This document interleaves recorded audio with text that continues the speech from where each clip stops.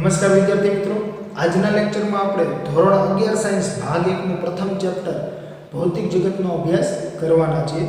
તો વિદ્યાર્થી મિત્રો, આ જે કંઈ પ્રકરણ જે છે તે તમારા ધોરણ 11 સાયન્સની પરીક્ષા માટે 2 ગુણનું વેઇટેજ ધરાવે છે. એટલે કે તમને આમાંથી માત્ર 2 માર્ક્સની પરીક્ષામાં પૂછાતું હોય છે. જે 2 માર્ક્સમાં કાં તો તમને કોઈ વૈજ્ઞાનિકે કરેલી શોધ અથવા તો કે કોઈ શોધને આધારે વૈજ્ઞાનિકનું નામ એક માર્ક્સમાં પૂછાતું હોય છે, અથવા તો કે તેમાં તમને આપેલા જે 4 બળો છે, ગુરુત્વાકર્ષણ બળ, સ્ટ્રોંગ ન્યુક્લિયર બળ, વીક ન્યુક્લિયર બળ અને વિદ્યુત ચુંબકીય બળ, તે પૈકી કોઈ એક બળ 2 માર્ક્સમાં પૂછાતું હોય છે. અને બાકી તમને ત્યાં અન્ય જે કંઈ માહિતી આપેલી છે તે તમને નોલેજ માટે કે ભૌતિક વિજ્ઞાન શું છે અને ભૌતિક વિજ્ઞાનમાં આપણે શેનો અભ્યાસ કરવાના છીએ તેની માહિતી આપેલી છે. અને આ જે કંઈ પ્રકરણ જે છે તે તમારે જી કે નીટના અભ્યાસક્રમમાં સમાવેશ કરવામાં આવેલું નથી. એટલે કે તમારે માત્ર ને માત્ર ધોરણ 11 સાયન્સની પરીક્ષા માટે જ તેને તૈયાર કરવાનું છે. અને જેમાં મેં તમને કીધું કે વૈજ્ઞાનિકોની શોધ અને શોધની આધારે વૈજ્ઞાનિકનું નામ, બરાબર, એવું તમને એક માર્ક્સમાં પૂછાતું હોય છે. અથવા તો કે તમને આપેલા જે 4 બળો છે તે 4 બળોમાંથી કોઈ પણ એક બળ 2 માર્ક્સમાં પૂછાતું હોય છે. અને આપણા જે કંઈ અભ્યાસક્રમમાં જે અત્યારે સુધારો કરવામાં આવેલો છે તે સુધારા મુજબ તમારે માત્ર ને માત્ર 1.1 અને 1.4 પરીક્ષા માટે તૈયાર કરવાનું છે. જ્યારે 1.2, 3 અને 5 જે છે તે તમારા અભ્યાસક્રમમાંથી રદ કરવામાં આવેલું છે, પરંતુ આપણે સમજવાના છીએ બધું. તો ચાલો આપણે સમજીએ. તો વિદ્યાર્થી મિત્રો, આપણે જે બ્રાન્ચમાં અત્યારે અભ્યાસ કરી રહ્યા છીએ તે બ્રાન્ચ કઈ છે?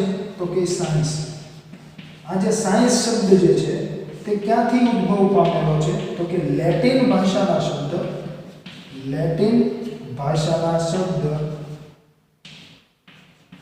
સિન્ટિયા પરથી સાયન્સ શબ્દનો ઉદ્ભવ થયેલો છે. જેનો મતલબ શું થશે? તો કે જેનો મતલબ થતો હોય છે જાણવું. એવી જ રીતે સંસ્કૃત ભાષાનો શબ્દ જે છે, વાસ્તવમાં જો સંસ્કૃત ભાષાનો શબ્દ છે વિજ્ઞાન, પણ હિન્દી અને ગુજરાતીમાં આપણે વિજ્ઞાન કહેતા હોઈએ છીએ, એટલે અહીંયા વિજ્ઞાન લખેલું છે, બરાબર છે. જેનો મતલબ પણ શું થાય? જ્ઞાન અથવા તો કે જાણવું, બરાબર છે. ત્યારબાદ આપણે વાત કરીએ તો કે અરબી શબ્દ, અરબી ભાષાનો શબ્દ જે છે ઇલ્મ, તેનો મતલબ પણ શું થતું હોય છે? જ્ઞાન અથવા તો કે જાણવું. અને આ જે કંઈ મેં તમને લખેલું છે, બરાબર, આ પણ તમને 1 માર્ક્સમાં પૂછાઈ શકે કે લેટિન ભાષાના કયા શબ્દ પરથી સાયન્સ શબ્દનો ઉદ્ભવ પામેલો છે? તો કે સિન્ટિયા શબ્દથી. અથવા તો કે જ્ઞાન જે છે, બરાબર છે, એની વાત કરીએ તો કે સંસ્કૃત ભાષાના કયા શબ્દનો મતલબ જ્ઞાન થાય? અથવા તો કે અરબી ભાષાના કયા શબ્દનો મતલબ જ્ઞાન થાય? તો કે ઇલ્મ અને આનું વિજ્ઞાન. અથવા તો કે અરબી ભાષાના શબ્દ ઇલ્મનો મતલબ શું છે? તો કે જ્ઞાન. તો આવા તમને 1 માર્ક્સના પ્રશ્નો પૂછાઈ શકે. તો વિદ્યાર્થી મિત્રો, આ સાયન્સની વાત થઈ. હવે આપણે વાત કરીએ ભૌતિક વિજ્ઞાનની. તો ભૌતિક વિજ્ઞાન જે શબ્દ છે એ ક્યાંથી ઉતરી આવેલો છે? તો કે મેં તમને અગાઉ પણ કીધેલું કે આવો કોઈ શબ્દ જે છે, તમે જો એને જોશો તો તમને કંઈક વિચિત્ર શબ્દ લાગતો હશે, બરાબર. આ જે શબ્દ છે એ 15મી સદીનો ગ્રીક ભાષાનો શબ્દ છે. 15મી સદીનો ગ્રીક શબ્દ છે, બરાબર છે. જેનો મતલબ શું થાય ખબર છે? ફ્યુઝિસ, બરાબર છે.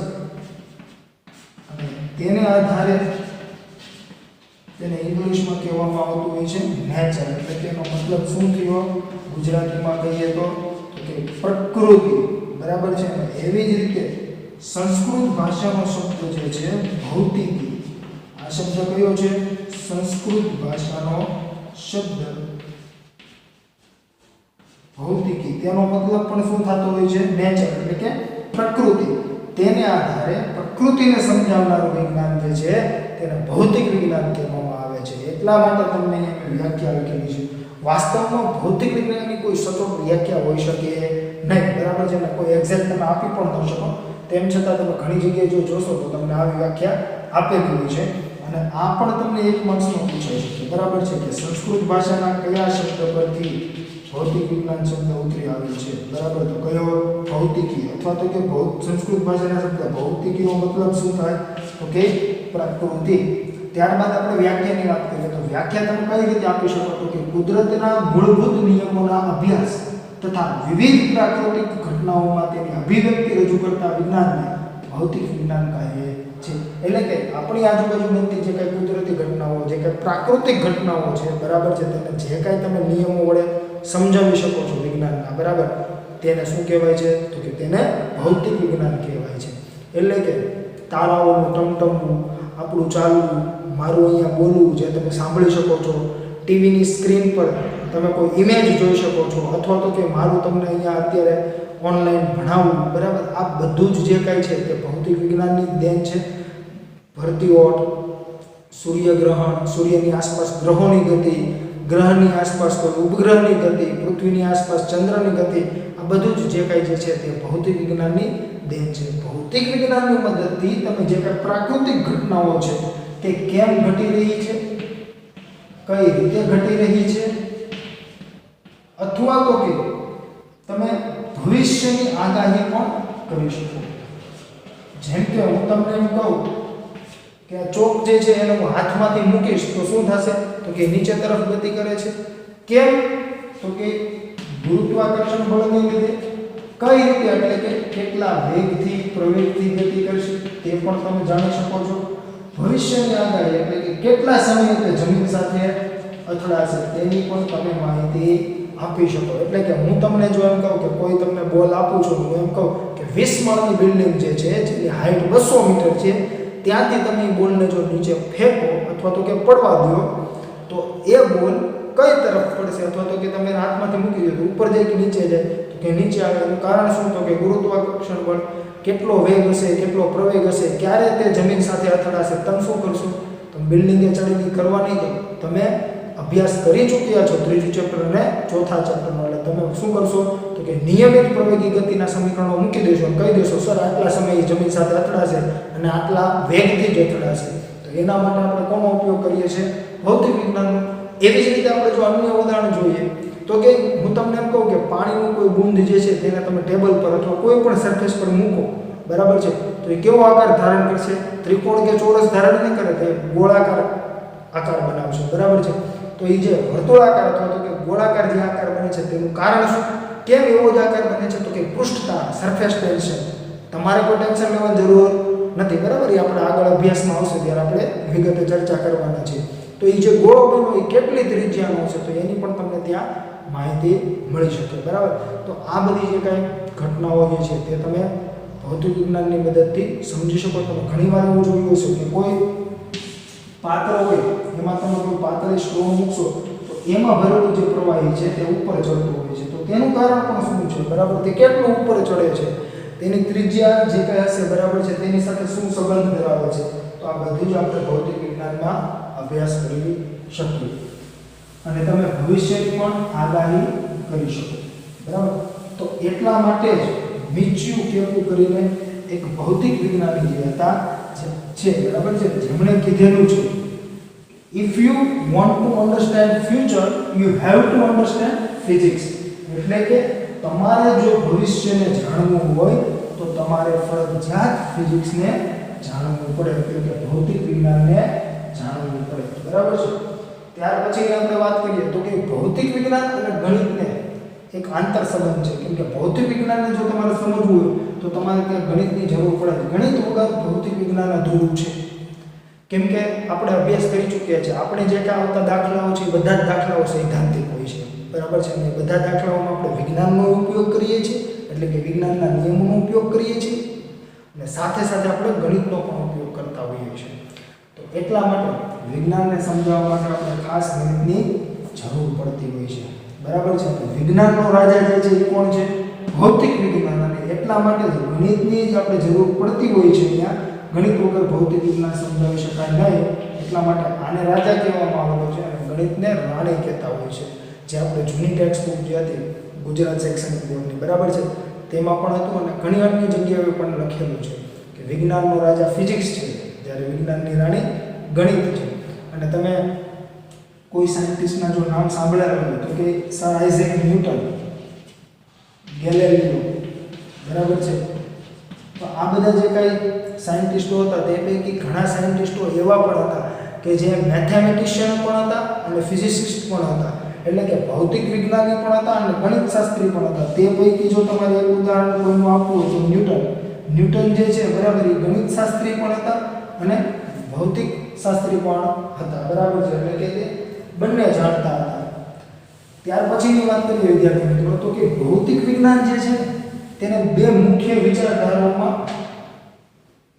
ડિવાઈડ કરેલું છે, જેની આપણે વાત કરીએ તો કે એકીકરણ એટલે કે યુનિફિકેશન, ઇંગ્લિશમાં શું કહેવાય યુનિફિકેશન, અને બીજું જે છે તે છે ન્યૂનીકરણ એટલે કે રિડક્શનિઝમ. તો જો એકીકરણ તમે નામ પરથી કહી શકો કે એક કરવાનું થતું છે. ન્યૂનીકરણ, ન્યૂનતમ એટલે કે આપણે શું કહેતા ન્યૂનતમ એટલે શું થાય સૂક્ષ્મ કરવું, બરાબર છે. એટલે આનો મતલબ શું છે એકીકરણ? તો કે આપણી આસપાસ બનતી જુદી જુદી ઘટનાઓ અથવા તો કે જુદી જુદી જે પરિસ્થિતિઓ છે ને તેને કોઈ એક જ ફિઝિક્સના કોઈ એક જ નિયમ વડે સમજાવી શકો, અથવા તો કે કોઈ સાર્વત્રિક એવો નિયમ લઈ લો કે જેના વડે તમે જુદી જુદી ઘટનાઓ જે છે તેને તમે સમજાવી શકો. તેનું આપણે જો ઉદાહરણ આપવું હોય, હું તમને એમ કહું કે પૃથ્વીની આસપાસ ચંદ્રની ગતિ, ત્યાર પછી સૂર્યની આસપાસ બધા ગ્રહોની ગતિ, સફરજનનું ઝાડ પરથી પડવું, આ બધી જે વસ્તુઓ જે છે બરાબર તે તમે ગુરુત્વાકર્ષણના સાર્વત્રિક નિયમ વડે સમજાવી શકો છો, બરાબર છે. તેવી જ રીતે આપણે અન્ય વાત કરીએ તો કે મેક્સવેલ, જેમને 4 ઇક્વેશન આપ્યા હતા, બરાબર છે. એ 4 ઇક્વેશન હતા ને એ 4 ઇક્વેશનને આધારે તેને આખી બ્રાન્ચો સમજાવેલી છે. એક તો ઇલેક્ટ્રોસ્ટેટિક્સ. જો ઇલેક્ટ્રોસ્ટેટિક્સ એટલે શું? તો કે વિદ્યુતને લગતું ઇલેક્ટ્રો એટલે કે વિદ્યુત ભારને લગતું છે કંઈક, અને સ્ટેટિક્સ એટલે કે સ્થિર વિદ્યુત ભારને લગતું આખું, બરાબર છે. પછી ઇલેક્ટ્રોડાયનેમિક.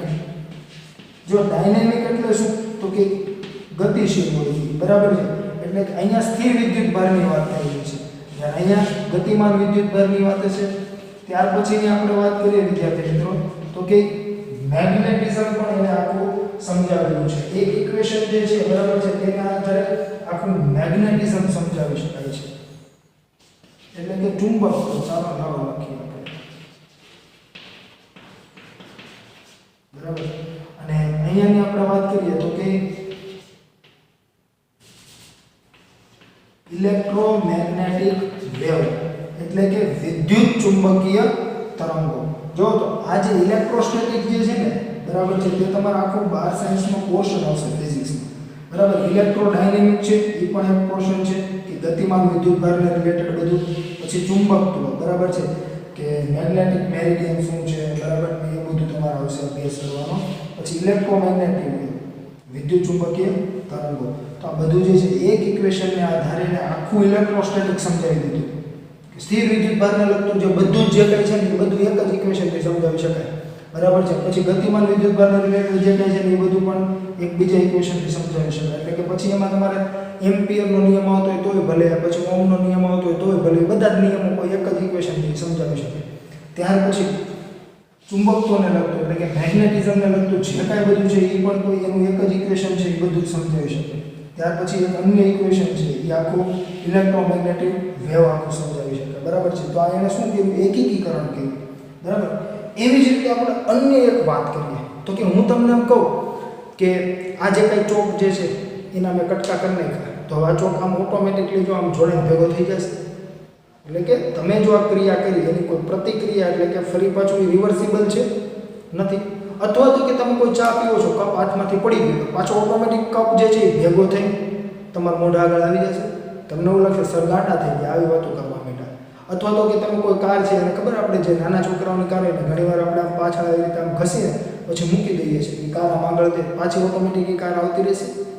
નથી આવતી. તમે આવી રીતે હાથને ઘસો છો, બરાબર, તો તમને ગરમીનો અનુભવ થાય કે તાપમાન જનરેટ થયું કે હીટ મળી, તો એ હીટ જે તમને મળે છે, બરાબર છે, તો શું તમારા બે હાથ આવી રીતે ભેગા હોય અને નીચેથી તાપમાન આપવામાં આવે એટલે કે ગરમી આપવામાં આવે, આગ આપવામાં આવે, તો શું હાથ ઓટોમેટિકલી આમ થવા માંડે છે? નથી થતા, રિવર્સિબલ નથી. તો એટલા માટે જ તમે અભ્યાસ કરવાના છો થર્મોડાયનેમિક્સમાં, સેકન્ડ લો ઓફ થર્મોડાયનેમિક્સ. થર્મોડાયનેમિક્સનો બીજો નિયમ,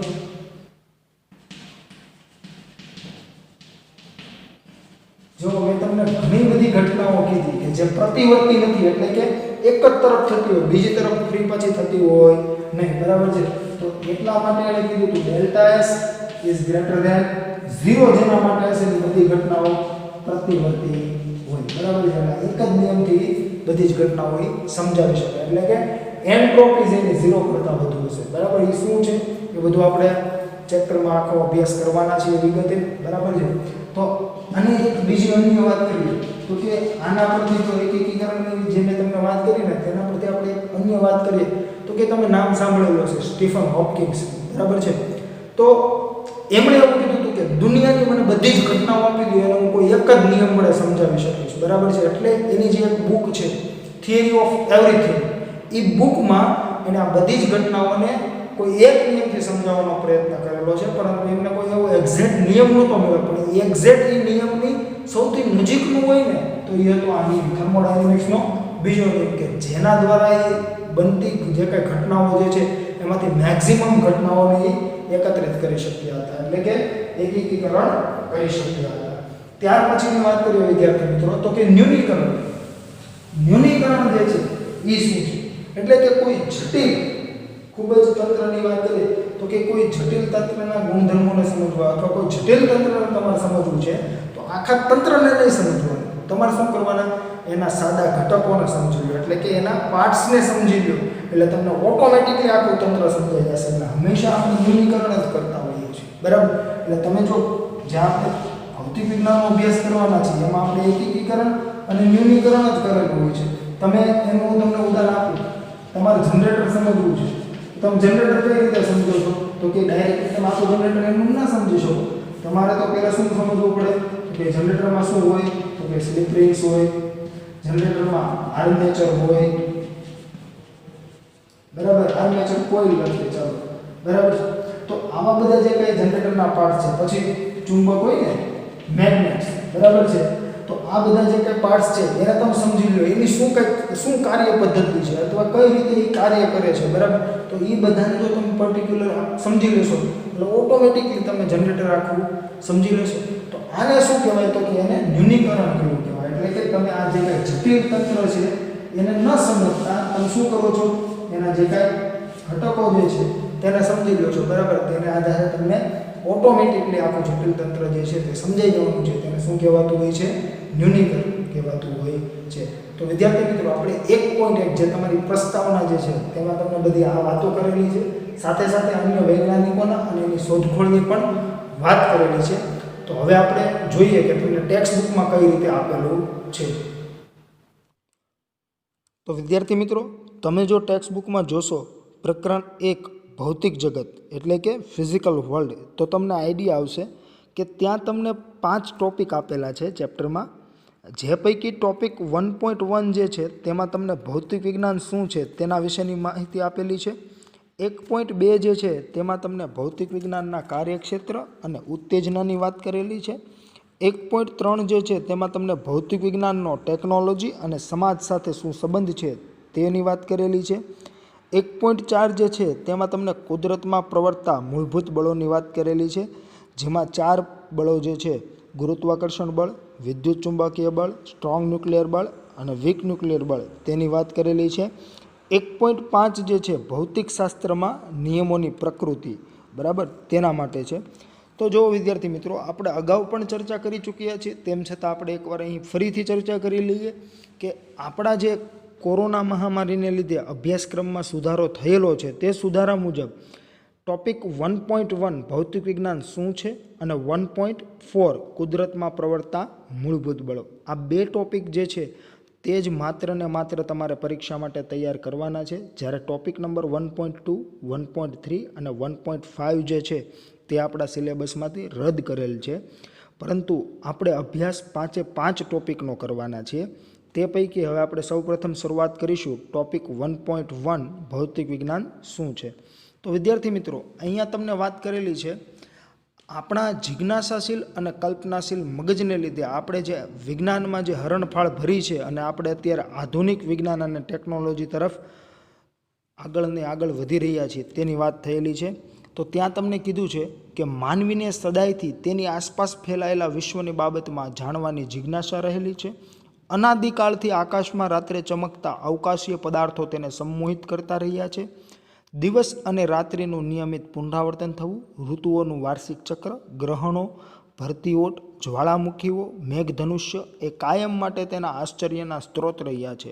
વિશ્વમાં દ્રવ્યના આચરજ પ્રમાણે તેવા પ્રકારો અને જીવન તથા વર્તણૂકની વિસ્મયકારી વિભિન્નતા છે.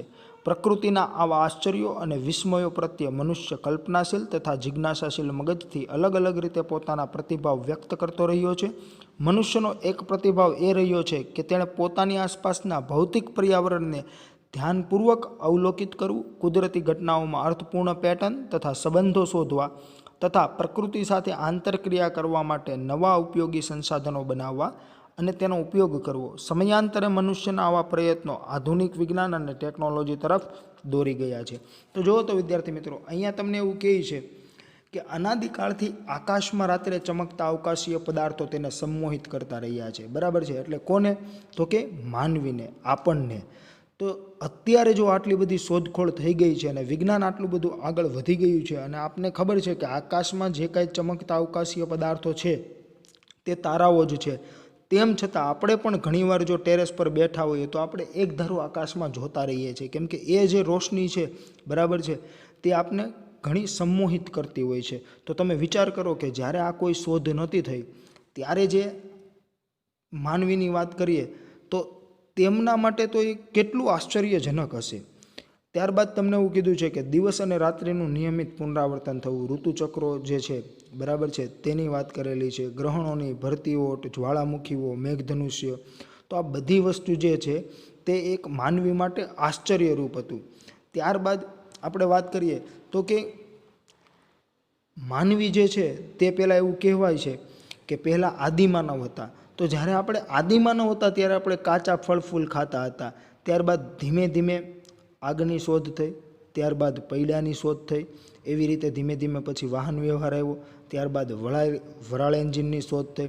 તો આવી રીતે એક પછી એક જે નવી નવી શોધો થતી ગઈ અને આપણે અત્યારે ટેકનોલોજીમાં જે કાંઈ હરણફાળ ભરી રહ્યા છીએ, બરાબર છે, તો તેમ છતાં આપણા જિજ્ઞાસાશીલ અને કલ્પનાશીલ મગજને લીધે આપણે દિવસે ને દિવસે કંઈક નવું નવું શોધી રહ્યા છીએ અને ટેકનોલોજી છે એ દિવસે ને દિવસે આગળ વધી રહી છે. જેમ આપણે વાત કરીએ તો તમે જ્યારે નાના હતા ત્યારે મોબાઈલ ફોન જો તમે જોયો હોય તો કીપેડવાળા હતા. ત્યાર પછી ધીમે ધીમે જેમ જેમ સમય જતો ગયો તેમ તેમ એન્ડ્રોઈડ ફોન આવી ગયા, ટેબ્લેટ્સ આવી ગયા છે, બરાબર છે. તો આવી રીતે ડે બાય ડે વિજ્ઞાનમાં આપણે આગળ અને આગળ વધતા રહ્યા છીએ. ત્યાર પછી આપણે અન્ય વાત કરીએ તો કે આપણા જિજ્ઞાસાશીલ મગજ અને કલ્પનાશીલ મગજની જો આપણે વાત જ કરવી હોય, બરાબર છે, તો તમે કોઈ એવું જોયું કે કોઈ કંપનીનો સનેડો આવતો હોય, સનેડો જો નામ ન સાંભળેલું હોય તો તમે ખેતીના જે કાંઈ સાધનો જોવો છો, બરાબર છે, તેમાં તમે ટ્રેક્ટર, ત્યાર પછી અન્ય મિની ટ્રેક્ટરની વાત કરીએ, બરાબર છે, તે ઉપરાંત તમે એક એવું સાધન જોયું હશે કે જે 3 ટાયર અથવા તો કે 4 ટાયરના પણ હોય છે. તે સનેડો જે છે તેનો આપણે ખેતીમાં ઉપયોગ કરતા હોઈએ છીએ. તે સનેડો કોઈ પણ કંપની દ્વારા બનાવવામાં આવતો હોતો નથી. એ આપણી જિજ્ઞાસાશીલ અને કલ્પનાશીલ મગજની શોધ જ છે, બરાબર છે. તો એમાં જે જનરલી આપણે વાત કરીએ તો છકડો જે છે તેના એન્જિનનો ઉપયોગ કરવામાં આવતો હોય છે અને ખેડૂતની જેવી માંગ હોય તે પ્રમાણે બનાવી આપતા હોય છે. તો આવી રીતે આપણે નવું ને નવું મેળવતા રહ્યા છીએ. ત્યાર પછીની વિદ્યાર્થી મિત્રો વાત કરીએ તો આપણે જે હમણાં સમજી ગયા તે મુજબ જ કે સાયન્સ શબ્દનો ઉદ્ભવ લેટિન ભાષાના શબ્દ સિન્ટિયા પરથી થયો છે, જેનો અર્થ છે જાણવું. એવી જ રીતે સંસ્કૃત ભાષાનો જે શબ્દ છે વિજ્ઞાન તથા અરબી ભાષાનો શબ્દ જે છે ઇલ્મ, એ પણ આ જ અર્થ વ્યક્ત કરે છે, જેનો શું મતલબ થાય છે તો કે જ્ઞાન. વ્યાપક અર્થમાં વિજ્ઞાન માનવ જાતિ જેટલું જ પ્રાચીન છે. તો જુઓ તો વિજ્ઞાન આપણી જેટલું જ પ્રાચીન હશે ને, જેટલા માનવજાત જેટલી પ્રાચીન છે તેટલું જ વિજ્ઞાન પ્રાચીન હોઈ શકે, કેમ કે શરૂઆતમાં તો કોઈ વિજ્ઞાનમાં આપણે કોઈ શોધખોળ કરેલી જ ન હતી અને આપને કોઈ ખબર પણ ન પડતી હતી જ્યારે આપણે આદિમાનવ હતા ત્યારે. અને દિવસે ને દિવસે જેમ વિજ્ઞાનમાં આપણે આગળ વધતા ગયા, બરાબર છે, એમ આપણામાં પણ ફેરફાર થતો ગયો અને આપણે અત્યારે જે આધુનિક જીવન જીવી રહ્યા છીએ તેનું કારણ પણ વિજ્ઞાન જ છે. ઇજિપ્ત, ભારત, ચીન, ગ્રીસ, મેસોપોટેમિયા તથા વિશ્વના અન્ય દેશોની પ્રાચીન સભ્યતાઓએ વિજ્ઞાનની પ્રગતિમાં ખૂબ મહત્ત્વનું યોગદાન આપ્યું છે. 16મી સદીથી યુરોપમાં વિજ્ઞાન ક્ષેત્રે હરણફાળ ભરાઈ હતી. 20મી સદીના મધ્યભાગથી વિજ્ઞાન આંતરરાષ્ટ્રીય ઉપક્રમ બની ચૂક્યું હતું, જેમાં ઘણા દેશો અને સભ્યતાઓએ તેના ઝડપી વિકાસમાં ફાળો આપ્યો હતો. તો વિદ્યાર્થી મિત્રો, અહીંયા સભ્યતાની વાત થઈ છે.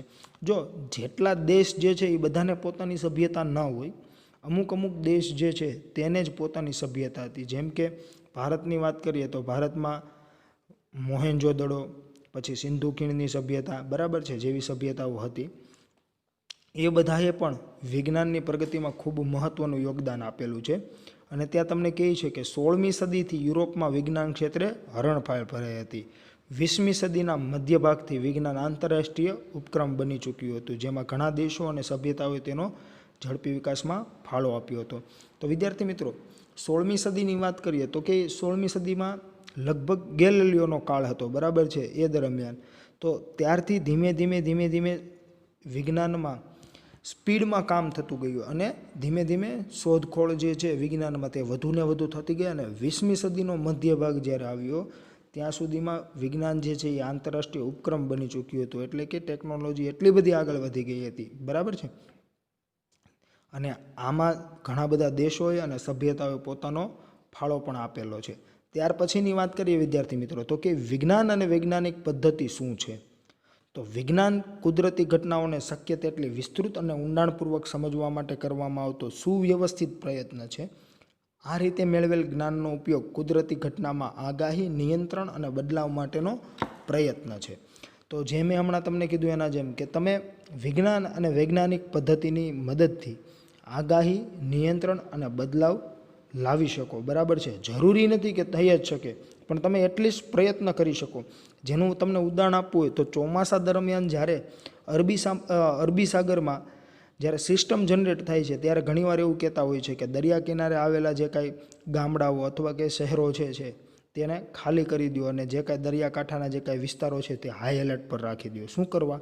તો કે હવામાન વિભાગ જે છે તે વિજ્ઞાનની મદદથી, ટેકનોલોજીની મદદથી તે જાણે છે અને તેને ખબર છે કે 2-4 દિવસમાં જો કોઈ અરબી સાગરમાં સિસ્ટમ જનરેટ થયેલી છે, બરાબર છે, તો એ ત્યાં જે કાંઈ વચ્ચે જે કાંઈ પવન અથવા તો કે જે કાંઈ વાવાઝોડું જે છે તે આપણા તરફ આવી રહ્યું છે, તો કેટલી સ્પીડે આવશે, કેટલું અંતર છે આપણાથી અને કેટલો સમય તેને પહોંચવા લાગશે, એ મુજબ એ હાઈ એલર્ટ આપતા હોય છે. અને એલર્ટમાં પણ એ લોકો પ્રકારો આપતા હોય છે જુદા જુદા, બરાબર છે. તો આવી રીતે આગાહી કરી શકતા હોય છે. અને નિયંત્રણની વાત આવે તો નિયંત્રણ માટે તે એ રીતે ટીમ મૂકતા હોય છે. અને જો બદલાવ પોસિબલ હોય તો થઈ શકે છે, પોસિબલ ન હોય તો ન પણ થઈ શકે, બરાબર છે. આપણી આજુબાજુ જે કંઈ જોવા મળે છે તેના આધારે સંશોધન કરવું, પ્રયોગ કરવા અને આગાહી કરવી તે વિજ્ઞાન છે. એટલે કે તમારી આજુબાજુમાં જો તમને કંઈક નવીન વસ્તુ જોવા મળે તો તમે એમાં સંશોધન કરો, ત્યારબાદ તેમાં કંઈક પ્રયોગ કરો. એટલે કે તમારે જે કાંઈ ટ્રાયલ કરવી હોય, બરાબર છે, ટ્રાયલ કરી શકો છો, બરાબર. એમાં જો એરર આવે તો ફરીથી ટ્રાય કરવી પડે. એટલે કે ટ્રાયલ એન્ડ એરર મેથડથી આપણે શું કરતા હોઈએ છીએ? હંમેશા પ્રયોગ કરતા હોઈએ છીએ. અને આગાહી કરવી તે વિજ્ઞાન છે. વિશ્વને સમજવા માટેની જિજ્ઞાસા, પ્રકૃતિના રહસ્યોને ઉકેલવાનું વિજ્ઞાનમાં સંશોધન તરફનું પ્રથમ પગલું છે. વૈજ્ઞાનિક પદ્ધતિમાં આંતરસંબંધ ધરાવતા કેટલાક પદ જો તો તે પદમાં તમને શેની વાત કરેલી છે? તો કે પદ્ધતિસરના અવલોકનો, નિયંત્રિત પ્રયોગો, ગુણાત્મક અને માત્રાત્મક તર્ક, ગાણિતિક નમૂનીકરણ, આગાહીઓ, સિદ્ધાંતો ચકાસવા અને નકારવાનો સમાવેશ થાય છે. તો અહીંયા ખાસ સમજો વિદ્યાર્થી મિત્રો, પદમાં તમને શેની વાત કરેલી છે? તો કે પદ્ધતિસરના અવલોકનો, નિયંત્રિત પ્રયોગો, ગુણાત્મક અને માત્રાત્મક તર્ક, ગાણિતિક નમૂનીકરણ, આગાહીઓ, સિદ્ધાંતો ચકાસવા અથવા નકારવાનો સમાવેશ થાય છે. તો વિદ્યાર્થી મિત્રો, જ્યારે કોઈ પણ વૈજ્ઞાનિક પદ્ધતિની વાત કરવામાં આવે, બરાબર છે, તો કોઈ પણ જ્યારે તમને નિયમ મળતો હોય છે અથવા તો કે કોઈ આપણે સ્ટેટમેન્ટ આપતા હોઈએ છીએ વિજ્ઞાનમાં, તો ત્યારે તમારે તો સૌપ્રથમ તેના રિલેટેડ પ્રયોગો કરવા પડતા હોય છે. તે પ્રયોગો પરથી તમે અવલોકનો લેતા હોવ છો અને અવલોકનોને આધારે ગુણાત્મક અને માત્રાત્મક તર્ક લાગતા હોય છે. અને ગાણિતિક નમૂનીકરણ એટલે કે મોડેલ પણ તૈયાર કરવામાં આવતા હોય છે. અને તેના રિલેટેડ જે કાંઈ આપણે ગણતરીઓ હોય છે તે ગણતરીઓ પણ થતી હોય છે અને તેને આધારે આગાહીઓ કરવામાં આવે છે, બરાબર છે, અને તે પરથી સિદ્ધાંતો ચકાસવામાં આવે, બરાબર, અને જો તે સાચા હોય તો એને સ્વીકાર્ય કરવામાં આવે અથવા તો કે એને નકારવામાં પણ આવતા હોય છે. ત્યારબાદની વાત કરીએ તો કે અનુમાન અને નિરાધાર કલ્પનાઓનું સ્થાન પણ વિજ્ઞાનમાં છે. એટલે કે ધારો કે જે આપણે ઘણીવાર કહેતા હોઈએ છીએ ને, તો અનુમાન કરવાનું, જો આપણા અનુમાન મુજબ જે કાંઈ હશે તે મળતું હોય તો આપણું કરેલું અનુમાન સાચું છે, નહીંતર આપણી ધારણા શું છે, ખોટી છે અને તમે તેમાં આગળ વધી શકો નહીં. ત્યાં તમને કહે છે પરંતુ વૈજ્ઞાનિક સિદ્ધાંતો છેવટે તો ત્યારે જ સ્વીકાર્ય બને છે જ્યારે તેને સંબંધિત અવલોકનો અથવા પ્રયોગો દ્વારા તેની સત્યાર્થતા ચકાસી શકાય. જે મુજબ મેં હમણાં તમને કીધું ને કે કોઈ પણ વસ્તુ જે છે, કોઈ સાયન્ટિસ્ટે કીધું કે ચાલો ભાઈ હું તમને એમ કહું કે સર આઇઝેક ન્યૂટન છે, ગેલેલિયો છે, આલ્બર્ટ આઇન્સ્ટાઈન છે, બરાબર છે, આ બધા જે ખૂબ જ મોટા સાયન્ટિસ્ટો હતા તો તે કહી દે એટલે તરત સ્વીકાર્ય ન થતું. તેમણે કીધું ત્યારબાદ તેના રિલેટેડ પ્રયોગો થતા હોય, તેના અવલોકનો લેવામાં આવે છે, તેના રિલેટેડ માત્રાત્મક અને ગુણાત્મક તર્કો લાગે, તેનું નમૂનીકરણ થાય, બરાબર છે, અને બધી રીતે જો એ સાબિત થઈ જાય અને સાચું ઠરે તો જ એને નિયમ તરીકે એને સ્વીકારવામાં આવતું હોય છે. અને ઘણીવાર વિદ્યાર્થી મિત્રો એવું પણ હોય છે કે જે કાંઈ પણ સ્વીકારી લેવામાં આવેલું છે, બરાબર છે, તે આજીવન એવું જ રહે એવું જરૂરી નથી. વિજ્ઞાનમાં ઘણીવાર ઘણી વસ્તુ જે છે તે સ્વીકાર્ય કરવામાં આવે છે, થોડો સમય બાદ એવો ખ્યાલ આવે કે તે જે સ્વીકાર્ય હતું તે સત્ય નથી, તો તેને અસ્વીકાર્ય પણ કરવામાં આવે છે. જેમ કે ઘણા વર્ષોથી આપણે એવું કહેતા હતા કે પ્લુટો જે છે એ એક ગ્રહ છે, તો થોડા વર્ષો પહેલાં શું થયું તો કે એવું નકારવામાં આવેલું છે કે પ્લુટો જે છે એને તમે ગ્રહ કહી શકો નહીં. ત્યારબાદની વાત કરીએ વિદ્યાર્થી મિત્રો તો કે એસઆઈ પદ્ધતિ જે છે, બરાબર છે, તેમાં આપણે જોઈ ગયા છીએ કે દળ જે છે તેનો એકમ શું છે, કેજી, કિલોગ્રામ, બરાબર છે. તો કિલોગ્રામ માટે પ્લેટિનમ અને ઇરિડિયમ ધાતુનું એક નળાકાર બનાવવામાં આવેલું છે અને જેને 1 કેજી કીધું છે, બરાબર છે, તેને સાચવવામાં પણ આવે છે સિસ્ટમ ઇન્ટરનેશનલ દ્વારા, બરાબર, પેરિસમાં. પરંતુ હાલમાં જ જે લાસ્ટ યરમાં એવું કહેવામાં આવ્યું કે જેને આપણે 1 કેજી કહીએ છીએ, બરાબર છે, તે વાસ્તવમાં 1 કેજી નથી. તો આટલા વર્ષ સુધી આપણે એ મુજબ જ ચાલતા હતા, તો હવે એને અસ્વીકાર્ય કરેલું છે, તો હવે એમાં નવો કોઈ માપક્રમ લઈને એને નવી રીતે સ્વીકાર્ય કરવામાં આવશે. ત્યાર પછી અન્ય 2 એકમોમાં પણ એસઆઈ જે છે, બરાબર છે, તેના અન્ય 2 એકમોમાં પણ એવો સુધારો વધારો છે. એટલે આ મુજબ કે કોઈ પણ વસ્તુ સ્વીકાર્ય થઈ જાય છે તો તે આજીવન સ્વીકાર્ય રહે એવું જરૂરી નથી, બરાબર છે. કોઈ સાયન્ટિસ્ટ જે છે, બરાબર, તેણે આપેલું સ્ટેટમેન્ટ જે છે તેમાં પ્રયોગોને બધી વસ્તુઓને આધારે એવું લાગે કે નહીં આ સાચું છે તો એને સ્વીકાર્ય કરવામાં આવે. પરંતુ દિવસે ને દિવસે જે વિજ્ઞાનમાં આપણે આગળ વધી રહ્યા છીએ તે મુજબ જો કોઈ જગ્યાએ તેનો ઉપયોગ કરતા તે સત્ય ન ઠરે તો તેને અસ્વીકાર્ય પણ કરવામાં આવતું હોય છે. ત્યાર પછી તમને કહે છે પ્રકૃતિ અને વિજ્ઞાનની પ્રવિધિઓ માટે ઘણા તાર્કિક વિવાદો છે જેની ચર્ચા અત્રે કરવી આવશ્યક નથી. ત્યાર પછી તમને કીધું છે કે સિદ્ધાંત તથા અવલોકનો અથવા પ્રયોગોનો એકબીજાની આંતરક્રિયા વિજ્ઞાનની પ્રગતિનો મુખ્ય આધાર છે. આંતરક્રિયા એટલે કે એકબીજા રિલેટેડ હોય, બરાબર છે, સિદ્ધાંત અને અવલોકનો, બરાબર. ત્યાર પછી તમને કહે છે વિજ્ઞાન હંમેશા ગતિશીલ છે, તો 100% વાત સત્ય છે. ડાયનેમિક એટલે શું થાય, ગતિશીલ, બરાબર. વિજ્ઞાન હંમેશા ગતિશીલ છે. ગતિશીલ હોવું એટલે કે સ્થિર ન હોવું, બરાબર. વિજ્ઞાનમાં દિવસે ને દિવસે શોધ થયા જ રાખે છે, એટલે કે વિજ્ઞાન દિવસે ને દિવસે આગળ વધ્યા જ કરે છે, તો તમે વિજ્ઞાન ગતિશીલ છે તેવું કહી શકો. ત્યાર પછી તમને કહે છે વિજ્ઞાનમાં કોઈ પણ સિદ્ધાંત અંતિમ હોતો નથી તથા વૈજ્ઞાનિકોમાંથી કોઈને નિર્વિવાદિત સત્તા હોતી નથી. એટલે ખાસ સમજજો અહીંયા, વિજ્ઞાનમાં કોઈ પણ સિદ્ધાંત જે છે તે અંતિમ હોતો નથી. એટલે કે આ જે સિદ્ધાંત મળી ગયો, બરાબર છે, એટલે પૂરું, એટલે બધું બસ ફાઇનલ થઈ ગયું, હવે પછી કાંઈ ના થઈ શકે એવું આમાં હોતું નથી. દિવસે ને દિવસે નવું નવું મળતું હોય છે તથા વૈજ્ઞાનિકોમાંથી કોઈને નિર્વિવાદિત સત્તા હોતી નથી, બરાબર છે.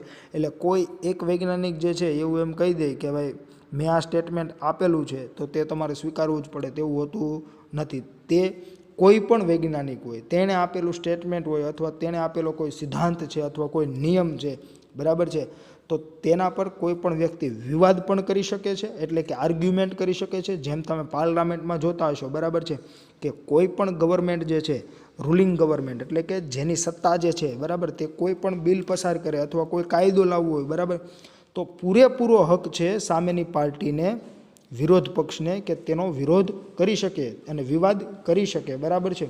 તો એવી જ રીતે અહીંયા વૈજ્ઞાનિકોમાં પણ કોઈને નિર્વિવાદિત સત્તા હોતી નથી, બરાબર છે. એટલે કોઈ પણ વિવાદ કરી શકે અને આર્ગ્યુમેન્ટ કરી શકે, અને તે આર્ગ્યુમેન્ટ જો એની સાચી હોય તો અન્ય વૈજ્ઞાનિકે જે આપેલો કંઈ સિદ્ધાંત અથવા નિયમ છે તેને અયોગ્ય ઠેરવી શકે, બરાબર છે. અને અથવા તો કે જેમણે વિવાદ કરેલો છે, બરાબર છે, એટલે કે જેણે આર્ગ્યુમેન્ટ કરેલી છે તેની આર્ગ્યુમેન્ટ ખોટી છે, તો અન્ય વૈજ્ઞાનિકે આપેલો જે કાંઈ સિદ્ધાંત અથવા નિયમ છે તેને સત્ય પણ માનવામાં આવતા હોય છે.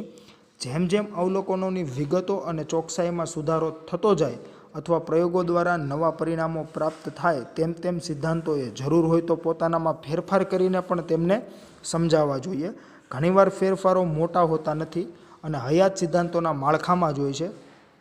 જો તો અહીંયા શું કહે છે તો કે જેમ જેમ અહીંયા તમને એવું કહે છે અવલોકનોની વિગતો અને ચોકસાઈમાં સુધારો થતો જાય અથવા પ્રયોગો દ્વારા નવા પરિણામો પ્રાપ્ત થાય તેમ તેમ સિદ્ધાંતોએ જરૂર હોય તો પોતાનામાં ફેરફાર કરીને પણ તેમને સમજાવવા જોઈએ. તો વિદ્યાર્થી મિત્રો, આપણે જ્યારે ચેપ્ટર નંબર 5 ગતિના નિયમોનો જ્યારે અભ્યાસ કરીશું, બરાબર છે, ત્યારે તમે આ ખાસ જોશો, બરાબર, કે ત્યાં ગેલેલિયોએ જે જડત્વનો નિયમ આપેલો હતો તે જડત્વના નિયમમાં જ સહેજ સુધારો કરીને ન્યૂટને ગતિનો પહેલો નિયમ આપેલો છે, બરાબર. એટલે કે જ્યાં જરૂર પડે ત્યાં જે કંઈ સિદ્ધાંતો છે એમાં થોડો ઘણો સુધારો વધારો થતો હોય છે, તેમાં સુધારો વધારો કરી શકે છે, બરાબર છે, એવું તમને ત્યાં કહેવા માગે છે. ઘણીવાર ફેરફારો મોટા હોતા નથી અને હયાત સિદ્ધાંતોના માળખામાં જ હોય છે. આ ખાસ સમજજો, બરાબર. જો ફેરફાર મોટો હોય તો આખો સિદ્ધાંત ફરી જતો હોય છે, પણ જો ફેરફાર બહુ મોટો ન હોય તો માત્ર ને માત્ર કોઈ પણ એક સિદ્ધાંત છે, બરાબર છે, તેમાં નાનો અમથો સુધારો હોય તો એટલો સુધારો કરીને એને ફરીથી સ્વીકાર્ય કરવામાં આવતું હોય છે. ત્યાર પછી તમને કહે છે ટાઇકો બ્રાહે દ્વારા ગ્રહોની ગતિને સંબંધિત એકત્રિત કરેલ વિસ્તૃત માહિતીનું જોહાનિસ કેપ્લરે પરીક્ષણ કર્યું. આ તમામ માહિતી નિકોલસ કોપરનિકસે આપેલ સૂર્ય કેન્દ્રીયવાદની વર્તુળાકાર કક્ષાઓને બદલે લંબવૃત્તીય કક્ષાઓ દ્વારા વધુ સારી રીતે સમજાવી શકાય છે. તો અહીંયા ખાસ સમજો, ટાઇકો બ્રાહે જે છે એ ખગોળશાસ્ત્રી હતા. તેમણે અવકાશીય પદાર્થો માટે ખૂબ જ ઘણી બધી એણે શોધખોળો કરેલી છે. એટલે કે તેમણે ઘણા બધા સ્ટેટમેન્ટ આપેલા, તેમની એક ડાયરી હતી, બરાબર છે, તેમાં તે બધું લખતા જતા હતા અને તે પોતે નવરાશના સમયે હંમેશને માટે આકાશ સામે જોઈને બેઠતા અને તે નવું નવું જાણવાની પોતાની જે જિજ્ઞાસાશીલ વૃત્તિ જે હતી, બરાબર છે, તેના લીધે તે નવા નવા સ્ટેટમેન્ટો લખતા અને તેને આધારે તેની જે કાંઈ વિસ્તૃત માહિતી જે છે તેનું પરીક્ષણ જોહાનિસ કેપ્લરે કર્યું. અને કેપ્લરે જે પરીક્ષણ કર્યું તેના પરથી એને ખબર પડી કેપ્લરને કે નિકોલસ કોપરનિકસે જે સૂર્ય કેન્દ્રીયવાદ આપ્યો હતો, બરાબર છે, ત્યારે એણે એવું કીધું હતું જો નિકોલસ કોપરનિકસે કે સૂર્ય છે એ કેન્દ્રમાં છે, એટલે એને સૂર્ય કેન્દ્રીયવાદ કહે છે, બરાબર છે. ખાસ સમજો, આપણા જે કાંઈ ગ્રહો જે છે તે સૂર્યની ફરતે ફરતા હોય છે, બરાબર. તો એ બધા ગ્રહો વર્તુળાકાર કક્ષામાં ફરે છે એવું એણે કીધેલું, બરાબર છે, કોપરનિકસે. પણ કેપ્લરે શું કીધું તો કે એ વર્તુળાકાર કક્ષામાં ફરે છે ને એના બદલે લંબવૃત્તીય કક્ષાઓમાં જ ફરતા હોવા જોઈએ. તો જ આ જે કાંઈ માહિતી બધી ટાઇકો બ્રાહે જે ભેગી કરેલી હતી, બરાબર છે, તે મુજબ એ સત્ય ઠરતું હતું. અને એટલા માટે જોહાનિસ કેપ્લરના 3 નિયમો છે, બરાબર છે, ગ્રહોની ગતિ માટેના, જે આપણે ગુરુત્વાકર્ષણ જે ચેપ્ટર નંબર 8 છે તેમાં આપણે અભ્યાસ કરવાના છીએ. એટલે કે જે કાંઈ ગ્રહો જે છે તે લંબવૃત્તીય કક્ષાઓમાં ભ્રમણ કરતા હોય છે. વર્તુળાકાર કક્ષાઓ તો આપણે એટલા માટે લેતા હોઈએ છીએ કે જેથી કરીને આપણે ગણતરી કરવી સહેલી પડતી હોય છે. ઘણીવાર પ્રવર્તમાન સિદ્ધાંતો નવા અવલોકનોને સમજાવવા માટે અસમર્થ હોય છે. આને કારણે વિજ્ઞાનમાં મોટા ખળભળાટ મચે છે. 20મી સદીની શરૂઆતમાં એવું અનુભવાયું કે તે સમયનો સૌથી સફળ ન્યૂટોનિયન યંત્રશાસ્ત્રનો સિદ્ધાંત પરમાણ્વીય ઘટનાઓના મૂળભૂત લક્ષણો સમજાવવામાં અસમર્થ નીવડ્યો. આ જ રીતે પ્રકાશનું તરંગ સ્વરૂપ ફોટો ઇલેક્ટ્રિક લાક્ષણિકતા સમજાવવામાં નિષ્ફળ રહ્યું. પરિણામે પરમાણ્વીય અને આણ્વીય સિદ્ધાંતો સમજવા માટે ધરમૂળથી નવા સિદ્ધાંતોનો વિકાસ થયો. તો વિદ્યાર્થી મિત્રો, ઘણીવાર એવું હોય છે કે કોઈ પણ સિદ્ધાંત હોય છે કે જેને આપણે ખૂબ મહત્ત્વ આપેલું હોય અને આપને એમ હોય કે આનાથી બધું જ સમજાવી શકાય, તો જરૂરી નથી કે દર વખતે એનાથી બધું જ સમજાવી શકાતું હોય છે, બરાબર છે. ઘણીવાર અમુક વસ્તુઓમાં તે નિષ્ફળ પણ નીવડે છે. એવી જ રીતે પ્રકાશનું તરંગ સ્વરૂપ જે છે એ ફોટો ઇલેક્ટ્રિક ઇફેક્ટ જે છે તેને સમજાવવામાં નિષ્ફળ નીવડ્યું છે. પરિણામે પરમાણુય અને આણ્વીય સિદ્ધાંતો સમજવા માટે ધરમૂળથી થોડા નવા સિદ્ધાંતોની શોધ કરવી પડી અને તેના પરથી જ ક્વોન્ટમ મિકેનિક્સ જે છે બરાબર છે તે આવ્યું છે. જેવી રીતે કોઈ નવો પ્રયોગ વૈકલ્પિક રીતે સૈદ્ધાંતિક નમૂનાઓનું સૂચન કરે છે, તે જ રીતે કોઈ સિદ્ધાંતની પ્રગતિ કેટલાક પ્રયોગોમાંથી કેવા અવલોકનો મેળવવા જોઈએ તેમ સૂચવે છે. જો વિદ્યાર્થી મિત્રો અહીંયા સૈદ્ધાંતિકની આપણે વાત કરીએ બરાબર છે, તો આપણે જે કાંઈ ફિઝિક્સમાં જે કાંઈ દાખલાઓનો અભ્યાસ કરતા હોઈએ છીએ તે સૈદ્ધાંતિક દાખલાઓ જ હોય છે બરાબર છે. તો અહીંયા કોઈ અન્ય વાત નથી કરેલી, અહીંયા એ જ વાત કરેલી છે કે કોઈ નવો પ્રયોગ વૈકલ્પિક રીતે સૈદ્ધાંતિક નમૂનાઓનું સૂચન કરે છે ને તે જ રીતે કોઈ સિદ્ધાંતની પ્રગતિ કેટલાક પ્રયોગોમાંથી કેવા અવલોકનો મેળવવા જોઈએ તેમ સૂચવે છે. એટલે કે આપણે કોઈ પણ પ્રયોગ કરીશું બરાબર છે, તો તેના પ્રત્યે આપણે અવલોકનો મળતા હોય છે અને તે જે કાંઈ અવલોકનો મળતા હોય છે, તે જે કાંઈ સિદ્ધાંત આપેલો છે તે સાચો ઠરે છે કે નથી ઠરતો તેની આપણે માહિતી આપતું હોય છે. ત્યારબાદની વાત કરે છે અર્નેસ્ટ રથરફોર્ડની બરાબર છે. તો અર્નેસ્ટ રથરફોર્ડ જે છે તેણે 1911માં સોનાના વરખ પર આલ્ફા કણોના પ્રકીર્ણનના પ્રયોગના પરિણામો દ્વારા પરમાણુનું ન્યુક્લિયર મોડલ સ્થાપિત કર્યું હતું. તો જુઓ તો વિદ્યાર્થી મિત્રો, આ જે કંઈ પ્રશ્ન જે છે કે અર્નેસ્ટ રથરફોર્ડ 1911માં સોનાના વરખ પર આલ્ફા કણોના પ્રકીર્ણનના પ્રયોગના પરિણામો દ્વારા પરમાણુનું ન્યુક્લિયર મોડલ સ્થાપિત કરેલું, તે તમને 1 માર્ક્સ માટે પૂછાઈ શકે એવો છે. એટલે જે તમારે ત્યાં એવું હોય તો અંડરલાઇન કરી દેવી બરાબર છે. અને આ તમે કેમેસ્ટ્રીમાં અભ્યાસ પણ કરી ચૂક્યા છો. આપણે આગળની વાત કરીએ તો કે આ મોડેલ નિલ્સ બોહરે 1913માં આપેલ હાઇડ્રોજન પરમાણુના ક્વોન્ટમવાદનો પાયો બન્યું. તો જો આ ફરીથી 1 માર્ક્સનો ક્વેશ્ચન અહીંયા એવો બની શકે કે હાઇડ્રોજન પરમાણુનો ક્વોન્ટમવાદ કોણે આપ્યો, તો કે નિલ્સ બોહરે આપેલો હતો. બીજી તરફ પોલ ડીરાકે 1913માં પ્રતિકણના ખ્યાલને સૌ પ્રથમવાર સૈદ્ધાંતિક રીતે રજૂ કર્યો. તો આ ફરી 1 માર્ક્સનો ક્વેશ્ચન કે પ્રતિકણના ખ્યાલને સૌ પ્રથમ સૈદ્ધાંતિક રીતે કોણે રજૂ કર્યો, તો કે પોલ ડીરાકે રજૂ કર્યો. જેના 2 વર્ષ બાદ એટલે કે 1932માં જેના 2 વર્ષ બાદ કાર્લ એન્ડરસને પોઝિટ્રોન એટલે કે ઇલેક્ટ્રોનનો પ્રતિકણની પ્રાયોગિક શોધ દ્વારા તેની પુષ્ટિ કરી. તો જુઓ તો વિદ્યાર્થી મિત્રો, અહીંયા ઇલેક્ટ્રોનનો પ્રતિકણની વાત કરે છે. ઇલેક્ટ્રોન શેના વડે આપણે દર્શાવતા હોઈએ છીએ, તો કે ઈ નેગેટિવ બરાબર છે. જ્યારે પોઝિટ્રોન છે એ પોઝિટ્રોન જે છે તેને ઈ પ્લસ વડે દર્શાવતા હોઈએ છીએ, જેની તમારે ખાસ નોંધ લેવી. આ પણ તમને 1 માર્ક્સના ક્વેશ્ચન તરીકે પૂછાઈ શકે કે પોઝિટ્રોનની પ્રાયોગિક શોધ કોણે કરી હતી, તો કે કાર્લ એન્ડરસને કરી હતી. અને તે મુજબ જ 1 માર્ક્સના તમે પ્રશ્નોની વાત કરો બરાબર, તો તમને અહીંયા પણ એવું પૂછાઈ શકે કે લંબવૃત્તીય કક્ષાઓ વિશેની માહિતી કોણે આપી હતી, તો કે જોહાનિસ કેપ્લરે. ત્યારબાદ સૂર્ય કેન્દ્રીયવાદ કોણે આપેલો હતો, તો કે નિકોલસ કોપરનિકસે બરાબર છે. તો વિદ્યાર્થી મિત્રો, ત્યાર પછી આપણે જોઈએ આગળ, તો તમને ત્યાં કીધું છે કે પ્રાકૃતિક વિજ્ઞાનના વિભાગોમાં ભૌતિક વિજ્ઞાન એક મુખ્ય વિભાગ છે. આ વિભાગોમાં રસાયણ વિજ્ઞાન અને જીવ વિજ્ઞાનનો પણ સમાવેશ થાય છે. ભૌતિક વિજ્ઞાન માટે અંગ્રેજીમાં વપરાતો શબ્દ ફિઝિક્સ એ પ્રકૃતિ એવા અર્થ ધરાવતા ગ્રીક શબ્દ પરથી આવ્યો છે. અને જે ગ્રીક શબ્દ મેં તમને કીધો તો ઝોન જેવું હોય છે બરાબર છે, જે હમણાં આપણે ચર્ચા કરી ચૂક્યા છીએ. ત્યારબાદ મેં તમને એ પણ કીધેલું કે સંસ્કૃત શબ્દ ભૌતિકી પરથી ભૌતિક જગતને લગતા વિજ્ઞાન માટે ભૌતિક વિજ્ઞાનનો શબ્દનો ઉપયોગ થયો. આ વિષયની સચોટ વ્યાખ્યા આપવી સંભવ નથી અને જરૂરી પણ નથી. ત્યારબાદ તમને ત્યાં વ્યાખ્યા આપેલી છે, જે મેં તમને કીધું એ મુજબ જ છે. કુદરતના મૂળભૂત નિયમોના અભ્યાસ તથા વિવિધ પ્રાકૃતિક ઘટનાઓમાં તેની અભિવ્યક્તિ રજૂ કરતા વિજ્ઞાનને ભૌતિક વિજ્ઞાન કહી શકીએ. હવે પછીના વિભાગમાં ભૌતિક વિજ્ઞાનના કાર્યક્ષેત્ર વિસ્તારનું સંક્ષિપ્ત વર્ણન કરેલ છે. અહીં આપણે ભૌતિક વિજ્ઞાનમાંની 2 મુખ્ય વિચારોની નોંધ લઈએ. જો અહીંયા તમને જે 2 મુખ્ય વિચારો જે છે તે પણ આપણે જોઈ ગયા છીએ.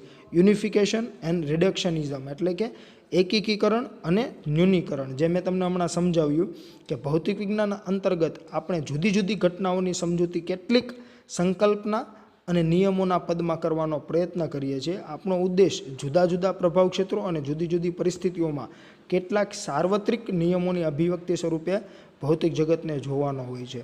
જે મેં તમને હમણાં કીધું ને કે જુદા જુદા પરિસ્થિતિ અથવા કે જુદા જુદા પ્રભાવ ક્ષેત્રો જે છે અથવા તો કે જુદી જુદી ઘટનાઓ જે છે તેને તમે કોઈ એક જ નિયમ દ્વારા એટલે કે સાર્વત્રિક નિયમ દ્વારા તમે સમજાવી શકો બરાબર, તો તેને શું કહેવાય, તો કે એકીકરણ કર્યું છે તેમ કહેવાય. તમને જો અહીંયા ઉદાહરણ શેનું આપેલું છે તો તમને ઉદાહરણ સ્વરૂપે કીધું છે કે ગુરુત્વાકર્ષણનો નિયમ જમીન પર સફરજનનું પતન, પૃથ્વીની આસપાસ ચંદ્રની ગતિ, સૂર્યની આસપાસ ગ્રહોની ગતિને સમજાવે છે. આ જ રીતે વિદ્યુત ચુંબકત્વ માટેનો મૂળભૂત સિદ્ધાંત એટલે કે મેક્સવેલના સમીકરણ તમામ વિદ્યુત અને ચુંબકત્વના સિદ્ધાંતોનું સંચાલન કરે છે, જે મેં તમને હમણાં સમજાવ્યું.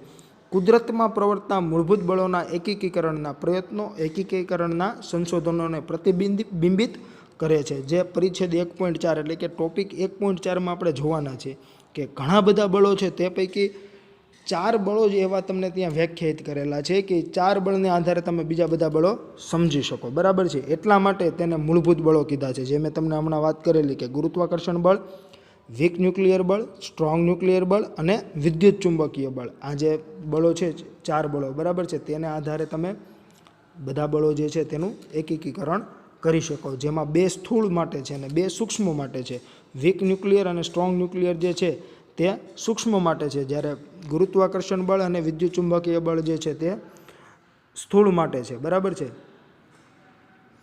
કોઈ મોટા અને ખૂબ જ જટિલ તંત્રના ગુણધર્મો અને સાદા ઘટકો વચ્ચેની આંતરક્રિયાના ગુણધર્મો તારવવા તે એક સંબંધિત પ્રયત્ન છે. આવા પ્રયત્નોને ન્યૂનીકરણ કહે છે અને તે ભૌતિક વિજ્ઞાનનું હાર્દ છે. જે મેં તમને હમણાં સમજાવ્યું કે ન્યૂનીકરણ કોને કહેવામાં આવતું હોય છે. સાદી ભાષામાં આપણે કહીએ તો કે કોઈ મોટા અને ખૂબ જ જટિલ તંત્રની વાત કરતા હોય ને એના ગુણધર્મોની આપણે વાત કરવી છે, બરાબર છે, તો એ આખું જે જટિલ તંત્ર છે એને સમજવાને બદલે તમે એના નાના નાના ઘટકોને સમજી લો તો પણ તમને આખું જટિલ તંત્ર સમજાઈ જાય. બરાબર છે, એટલે કે એના તમે પાર્ટીશન કરી દો, એટલે કે એને વિભાગોમાં સમજી લો. બરાબર છે, એટલે તમને આખું સમજાઈ જાય. જ્યાં મેં તમને ઉદાહરણ કીધું હતું કે તમારે કોઈ જો જનરેટરને સમજવું હોય તો તમારે શું કરવું પડે તો કે મેગ્નેટનું શું કામ છે એ સમજી લો, આર્મેચર કોઇલ એમાં હોય છે એ શું કરતું હોય છે એ સમજી લો, સ્લીપ રિંગ સમજી લો. બરાબર છે, તો એવી રીતે તમે સમજી શકો. ત્યાં તમને ઉદાહરણ આપેલું છે કે 19મી સદીમાં વિકસેલ વિષય થર્મોડાયનેમિક્સમાં તાપમાન, આંતરિક ઉર્જા, એન્ટ્રોપી જેવી સ્થૂળ ભૌતિક રાશિઓના પદોમાં મોટા તંત્ર સાથે કામ લેવું પડે છે. ત્યારબાદ ગતિવાદ અને સ્ટેટિસ્ટિકલ યંત્રશાસ્ત્ર વિષયોમાં સ્થૂળ તંત્રના આણ્વીય ઘટકોના ગુણધર્મોના પદમાં આ રાશિઓનું અર્થઘટન કરવામાં આવ્યું હતું, જેમ કે તંત્રનું તાપમાન અણુઓની સરેરાશ ગતિ ઉર્જા સાથે સંબંધિત હોવાનું જણાયું. તો અહીંયા તમને એવું થતું હશે કે સર આમાં હું કીધું કંઈ ખબર જ નથી પડતી. તો કાંઈ વાંધો નહીં, આપણે આમાં કંઈ ખબર પડવાની જરૂરી નથી, કેમ કે આ બધું તમે જ્યારે અભ્યાસ કરશો ત્યારે તમને ખબર પડશે. અહીંયા થર્મોડાયનેમિક્સ શું છે, એન્ટ્રોપી શું છે, એ હજી સુધી તમે અભ્યાસ કર્યો જ નથી, એટલે તમને ખ્યાલ ન પણ હોય. બરાબર, તો એ ઉદાહરણની જગ્યાએ જે મેં તમને કીધું છે ઉદાહરણ કે જનરેટર, બરાબર છે, એમાં આવતા તમે બધા પાર્ટ સમજી લો, એટલે કે magnet, armature coil, slip rings. બરાબર, તો તમને આખું જનરેટર સમજાઈ જાય.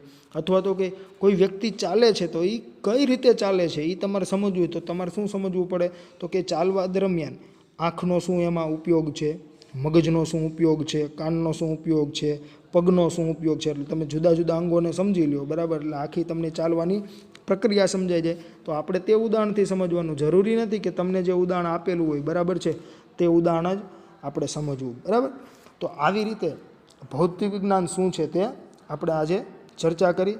ત્યાર પછીના લેક્ચરમાં એટલે કે હવે પછીના લેક્ચરમાં આપણે 1.2 જે છે ભૌતિક વિજ્ઞાનનું કાર્યક્ષેત્ર અને ઉત્તેજના, જે શું કહેવા માગે છે તો કે ભૌતિક વિજ્ઞાન જે છે એનું કાર્યક્ષેત્ર એટલે કે ક્યાંથી લઈને ક્યાં સુધી તે કામ કરે છે, એટલે કે સૂક્ષ્મ તો કે કેટલું સૂક્ષ્મ અને મોટામાં મોટું તો કે કેટલે મોટે સુધી. બરાબર છે, અને એની બ્રાન્ચો જે આપણે અગાઉના ઇન્ટ્રોડક્શનના લેક્ચરમાં પણ ચર્ચા કરી ચૂક્યા છીએ, તેમ છતાં આપણે એ જોઈશું.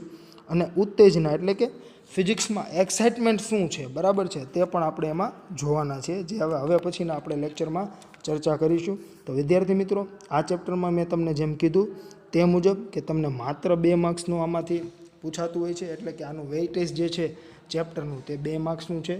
આ ચેપ્ટર જે છે તે તમારે જી કે નીટમાં હોતું નથી. આ ચેપ્ટરમાંથી જનરલી તમને જે 4 બળો આપેલા છે, ગુરુત્વાકર્ષણ બળ, વિદ્યુત ચુંબકીય બળ, સ્ટ્રોંગ ન્યુક્લિયર બળ અને વીક ન્યુક્લિયર બળ, તે 4 બળો પૈકી કોઈ એક બળ પૂછાતું હોય છે. પરંતુ ઘણીવાર તમને આજે મેં કીધું કે એક માર્ક્સના પ્રશ્ન તરીકે તમે આ વૈજ્ઞાનિકોની શોધની જે મેં તમને હમણાં વાત કરેલી બરાબર છે તે પણ પૂછતા હોય છે.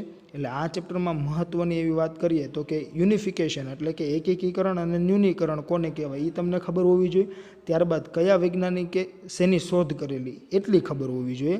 અને 4 જે બળો છે તે તમને આવડવા જોઈએ બરાબર છે. એટલે તમને આખું ચેપ્ટર જે છે બરાબર તે આવડી ગયું એવું કહી શકાય. અને ભૌતિક વિજ્ઞાન જે છે બરાબર તે શબ્દ શેના પરથી ઉતરી આવ્યો છે, ભૌતિકીનો મતલબ શું થાય, જે આપણે વાત કરેલી બરાબર તેટલી તમને ખબર હોવી જોઈએ. ત્યાર પછી સાયન્સ શબ્દનો ઉદ્ભવ લેટિન ભાષાના કયા શબ્દ પરથી થયો તો કે સિન્ટિયા પરથી થયો. ત્યાર પછી સંસ્કૃત ભાષાનો શબ્દ વિજ્ઞાન જે છે અથવા તો કે અરબી ભાષાનો શબ્દ ઇલ્મ છે તેનો મતલબ શું થાય તો કે જ્ઞાન થાય. આ બધી વસ્તુને તમને ખ્યાલ હોવો જોઈએ. બાકી તો તમને આમાં બધી ચર્ચાઓ આપેલી છે બરાબર છે કે આ જે કાંઈ ચેપ્ટર જે છે તે નોલેજ બેઝ ચેપ્ટર છે. આમાં કોઈ તમારે દાખલા કે એવું કાંઈ આવશે નહીં કે આમાં કોઈ તમારે સૂત્ર પણ આવવાના નથી. એટલે તમારે આનું માત્ર ને માત્ર વાંચન જ કરવાનું થતું હોય છે. અને એટલા માટે આપણે આ ચેપ્ટર જે છે તે આવી રીતે અભ્યાસ કરી રહ્યા છીએ. જ્યારે આપણે બળોનો અભ્યાસ કરવાનો થશે બરાબર ત્યારે હું તમને તે બોર્ડ પર જ કરાવીશ. અને ફરી એકવાર જો તમને એવું હોય કે કયા પ્રશ્નો તમારે કરવાના થતા હોય છે તો એ આપણે જોઈ લઈએ. તો કે જ્યાં મેં તમને નિકોલસ કોપરનિક્સવાળી વાત કરેલી બરાબર, સૂર્ય કેન્દ્રીયવાદ. પછી જોનિસ કેપ્લરે જે પરીક્ષણ કર્યું અને એણે શું કીધું કે લંબવૃત્તીય કક્ષાઓ જે છે તે હોવી જોઈએ બરાબર, તે તમારે જોવાનું છે.